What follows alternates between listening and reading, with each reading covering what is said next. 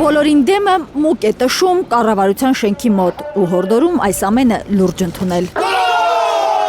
Այս ամեն ինչը շատ լուրջ է։ Մուկ տշելով բոլորին դեմականները ցույց են տալիս, թե ինչով է իրականում զբաղված իշխանությունը։ Իմիտացնում են տարբեր բաներ, սահմանազատում, ինչ-որ ծաղկում, խաղաղություն են իմիտացնում, ամեն ինչը իմիտացնում են։ Մինչդեռ դրանց արածների հետևանքով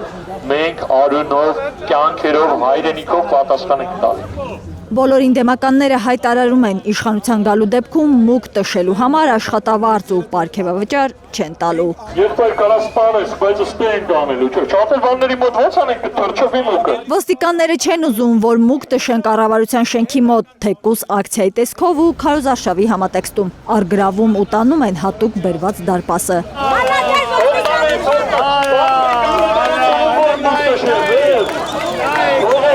Թողեք Սպայդերմենին ինչպես տեսնում եք, չեն թողում մուկ տշել։ Գտնում են այլընտրանքը բոլորին դեմականները, այս ու այն կողմ են տշում համակարգչի մկնիկները։ Մուկ տշելը գնաց քաղաքականներին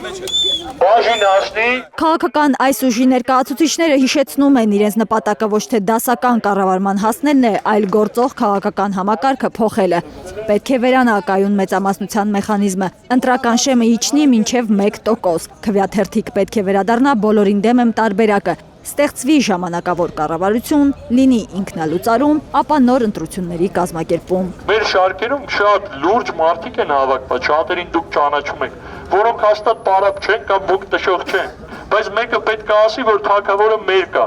որ այս սահմանադրությունը հակած մարդիկ կեղեքում են մեզ։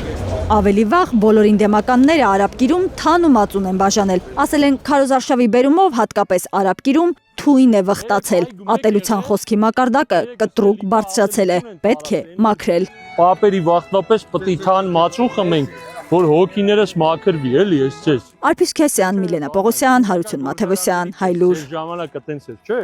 որ թույնը տարածում էին